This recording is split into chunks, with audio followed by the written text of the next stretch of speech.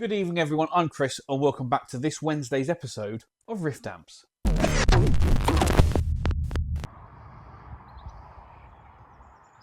You wouldn't believe it unless you saw it. The rain has stopped and summer has arrived. Okay, Q&A time. So I am today working on the next PR18 build. Now this one is actually really interesting because the customer contacted me and said, could I do my PR50 but with an 18 watt output stage? My PR50 is the upgraded version of the PR35. Now what I've done is to squeeze that 50 watts out of it. We've removed the tremolo circuit so I can run a long tail pair phase inverter, upgrade the transformers, bits and pieces like that, give it a full treble middle bass tone stack and 2-knob reverb. So it's a really interesting amp, but this customer wanted that but in 18 watts. Now the 18 watt output stage doesn't need a long tail pair. So what I've decided to do is I'm calling this PR18/50. What I'm doing is I'm still keeping the tremolo circuit on the board, but it is disabled. And the reason I'm doing that is that should in the future the customer decides he wants to have the amplifier in standard PR18 spec with tremolo, the circuitry is all there. All we've got to do is add the two controls to the front panel, remove a couple of jumpers on the board, and the tremolo will work. So we're keeping that in there for him, just in case in the future he decides he wants to have tremolo. But as it's going to stand now, it's there, but it's disabled. It won't work. It won't affect the sound. It won't do anything like that. So that's a good idea. So that's what I'm doing with that. So I drilled the board yesterday. I swaged the eyelets in. I've populated the board, and now I'm just doing my connections. So while I'm doing that, let's answer a few Q&A questions that we've had come in either through Facebook, email, or through the comments section on our YouTube videos. So also I need to apologise because of the rain we've had here. My allergies, hay fever, they usually kick in first 2 weeks of June, but because of the rain and delay, they're only really starting to kick in now. So I do apologise if I sound a little nasal. I am completely smacked up on meds, so hopefully I'll be okay. But I know that nasally sound can be quite triggering for some people, so I do apologise, but you know, making the videos is important. So first trick that I do is for all of my underboard connections, I take a pencil and I draw on where I want the wires to go. So I'll take the underside of the board and I'll just mark on the route of the wire. And then when I put the wire in, I can just follow that route. And I do that for all of my underboards. Now, most of you will know, the way I like to do it is the only wires that are underneath the board are ground wires or wires that then, what we call flying leads, that connect underneath the board and then come out from the board and connect to a socket or a pot or something like that. So easy to trace and easy to find. But all of the hidden wires underneath the board are only ever ground connections, and that means if one does fall out, you know, during a repair or something, there's no risk of any shorts to the chassis, and it's easy enough to fix on the top side, so you don't have to remove the board. So that's the way I like to do it. Right, so first question was, I had a couple of comments on this about the Carr Mercury and the noise it made when I hit the cabinet. It was loud, I know, I'm sorry. It was so loud, in fact, that I actually reduced it by 6 dB in Final Cut Pro when I edited the video, but it was still too loud. So I'm really sorry about that. I should have put a warning because some of you were wearing earphones, so that's entirely my fault. Please accept the apology. I've yet to find the cause of that yet. I've spent some time on the amplifier, but I do need to keep going with it. You might have an answer by the end of this video. If not, hopefully on Sundays. Both good and bad news on the WEM Dominator. So I've got this thing all back together. I had it running on the test bench previously and all was good. I've put it all back in its cabinet, wired the plug on properly, sorted the speaker connection out, fired this thing up. The phase inverter valve, this one here, started to go microphonic, so that mullard is gone. So I've put a modern replacement in. That's sorted that issue out, but it's now developed another hum,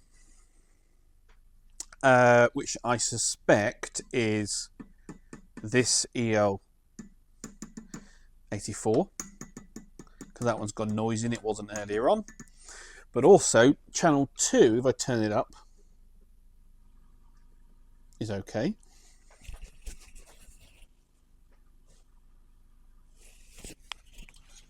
I'll just put the speaker up to the, sorry, the microphone up to the speaker for you.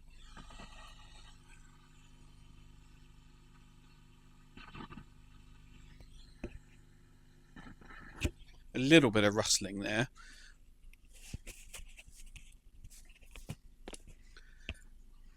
That's with the volume on full. Let's turn that down. If I turn channel 1 all the way up though,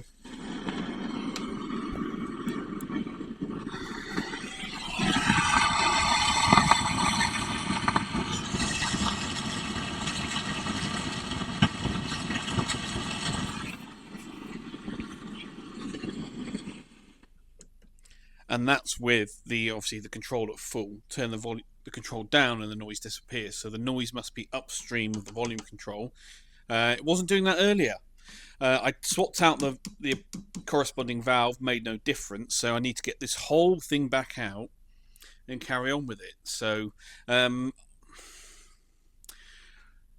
don't guess here, but if I was to guess, I'd say it's the anode or plate resistors around this valve. But we're probably looking at a new set of EL84s as well. So progress is being made on this amplifier, but it hasn't been straight shooting so far.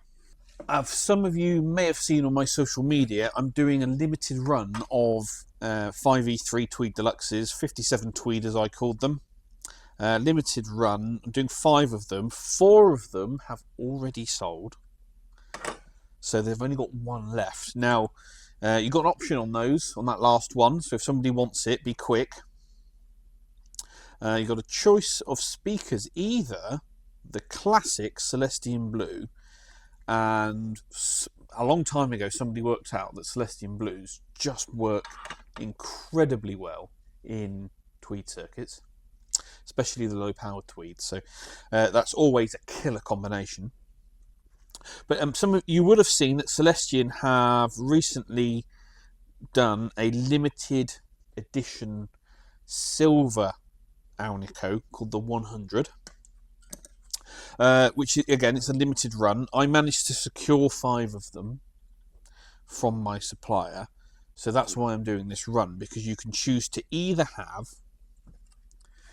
the amp with the blue or with the silver for a small upgrade fee. So I've only got one left, and hopefully it doesn't sell by the time this video comes out, to give you guys a chance to have one.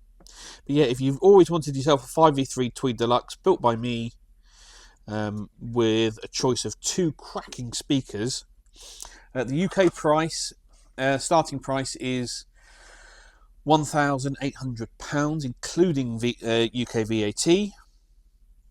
Worldwide shipping is available, so anyone around the world can have one. Obviously, you know, I do free UK shipping, but elsewhere there is a fee for shipping abroad. Upgrade to the silver Alnico is an extra 72 quid. It's 60 quid plus VAT. And that's simply the difference in trade cost to me from my supplier. So I'm not making any extra money on that upgrade. I'm just charging you what it costs me. So yeah, if you want a Tweed Deluxe, 57 Tweed as I call it, it's on the limited run section of my online store. Once it's gone, it's gone. You know, the other 4 have already sold, so and I'm really looking forward to building those. But if you want to get yourself the last one, please do. These have literally just turned up. I have been waiting for months and months for these. The second I was able to order them, I got 5 on order, and they finally turned up, and boy, do they look amazing. So what Celestion have done for their 100-year anniversary is re-release the original silver Alnico speaker, and they've got this thing right. So first of all, it comes in a really cool box.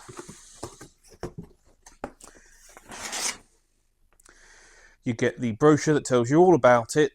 The only difference, I think, is that it's actually a 30-watt speaker rather than the rest of it. But you can read all about it in there. This is really cool. Comes with a nice bag, should you wish to store it.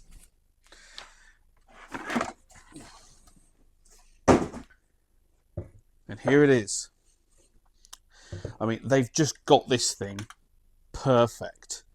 They've got the correct magnet shape, the hammerite finish, the slotted magnet screws.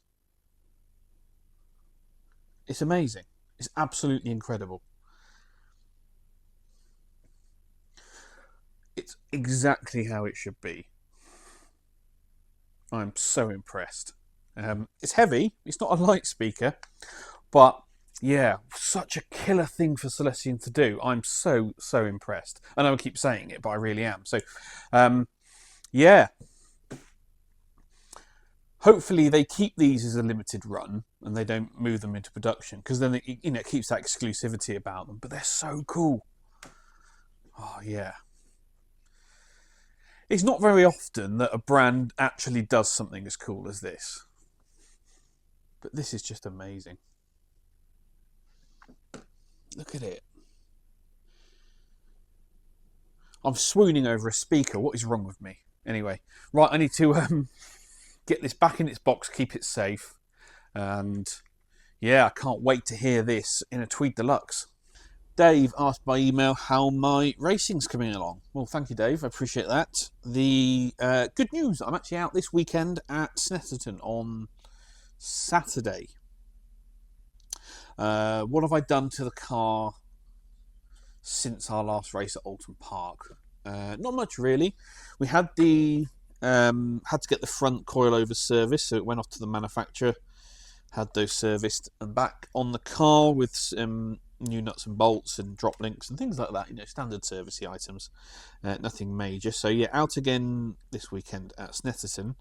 The series I'm running in this weekend is the same series that I raced in Silverstone, and we have success penalties in that series. So at my pit stop, because I won at Silverstone, my pit stop, rather than being 60 seconds stationary, will need to be 75 seconds. So I've got a 15-second penalty to serve, and that just keeps things close.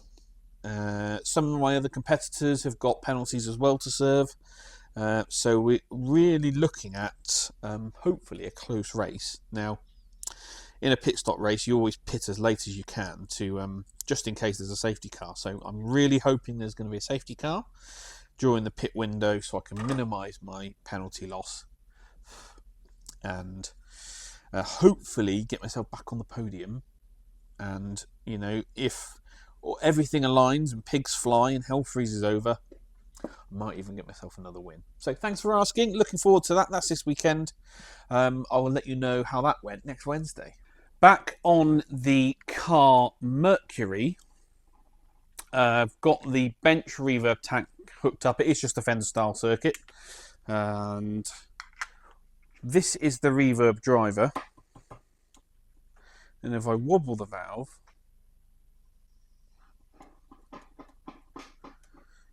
we do get a bit of noise.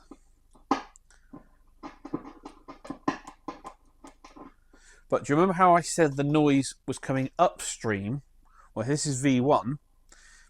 Sorry about this.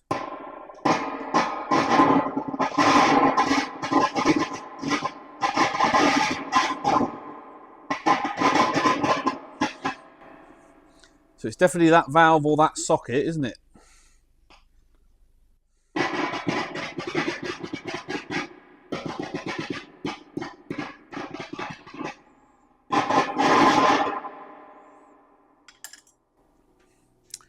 Okay, so let's try a replacement valve in, I assume that's V1, and we'll go from there. So one thing in this industry that I think is really important is that you should never be too proud to go back and relearn and restudy what you've probably forgotten. And this week's video has been a little bit humbling, to be honest, because I made a comment about both the top hat and the Mercury amps, about these valve shields which were over the preamps. And I commented about the little windows that are in them, and I questioned whether they would act as a Faraday cage with those windows in place. Well, a couple of you put me right and put me back on the straight and narrow. So I went back over and relearned all of the bits and pieces that I forgot about Faraday cages, and of course you're right. No issue. Those work absolutely fine. The size of those windows isn't going to affect the efficiency of this Faraday cage. So thank you for that. It's always good to go back and, you know, relearn and think and to reevaluate and to relearn and to be critical of your own knowledge and go back and just try and improve yourself. You know, I've always said there are no experts or gurus in this industry. Some of us are just further down the path than others, and sometimes when you get so far down the path, you have to go back to the beginning just to make sure that you haven't forgotten anything. So yeah, thanks for that. I appreciate the kick up the proverbial. So I've been doing lots of studying on Faraday cages. Anyway, cracking on with this chassis. This is the PR18/50 chassis that I've shown you the board for already. I'm just putting the I'm just about to populate this, so I'm going to put all the sockets in, the transformers, and one of the first jobs I do is the standoffs for the board. Now, you know my rule. In a guitar amplifier, we're always fighting noise and vibration, and especially in a combo, vibration is killer, absolutely killer. So all of your hardware needs to be locking. So it needs to be, you know, your nuts need to be either nylock, you know, with a little plastic nylock insert, or you need to use star tooth washers, things like that, because they will come undone. Now, in some places, some situations, you can't use locking hardware, such as the standoffs that I use for the board. Now, yes, I'll admit you could use a star tooth washer, but from experience, no, they don't work. They will eventually shake yourself loose. So, as I've shown you all before, get the Loctite out. Blue Loctite. Probably use purple if you wanted. Don't use red or green. But blue Loctite, absolutely perfect on any hardware that isn't locking. So, and you don't need a lot. You don't need a lot at all. So I'll show you. On here, you literally, sorry, it's the tiniest blob. You see how much is on there?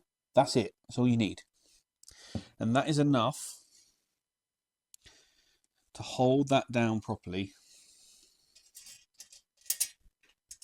And that won't come undone unless you want it to. So that's what you need to do. So I'll get those in. I'm going to get this chassis populated, and then I can crack on with the build.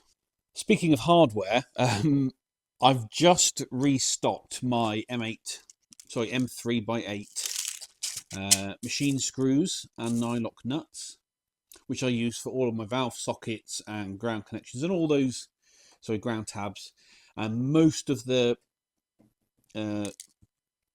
hardware on the chassis is M3 by 8. I also use M3 by 12.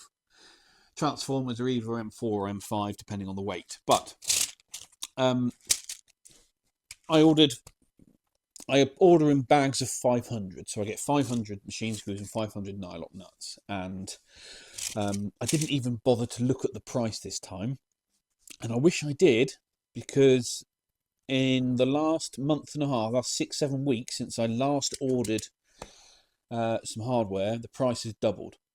The trade price has doubled in hardware alone. Now, I could use cheaper hardware, but it's a false economy because they rust, they strip easier when you try and tighten them. The nylock inserts aren't very good. It's terrible. So you've got to use the high quality stuff. If you know, especially if you want to do a good job when you want a high quality product. But yeah, the price has, in the last 6-7 weeks has doubled. Eye-wateringly expensive now. So what do? Do you pass that cost on to the customer, or do you swallow it? Let me know down below what you think.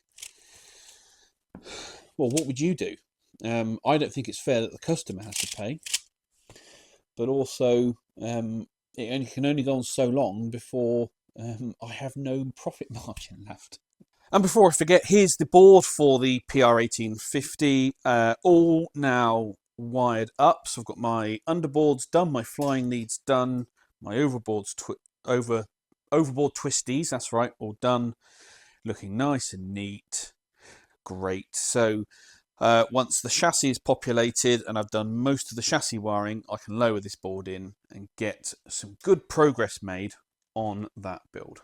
And chassis is fully loaded. So got all the transformers in, got my bias board in as well, filter cap, all my valve sockets. Just need to do the pots along the front, but as you can see, our board sits in there really, really nicely. So this one is coming along great. Really looking forward to firing this one up and hearing what it sounds like. But yeah, good progress on this PR18/50, and I don't know if I said this one has got the brown plate preamp. Well, that's it then, guys. Thank you very much for watching once again. Please give this video a thumbs up. All your comments, questions down below. Hit the subscribe button if you haven't already. I think only 1/3 of you who watch these videos are actually subscribers, so we've got to pump those numbers up. They're rookie numbers, right? Join the channel like these guys have. I'd really, really appreciate it, and I shall catch you all at the next one.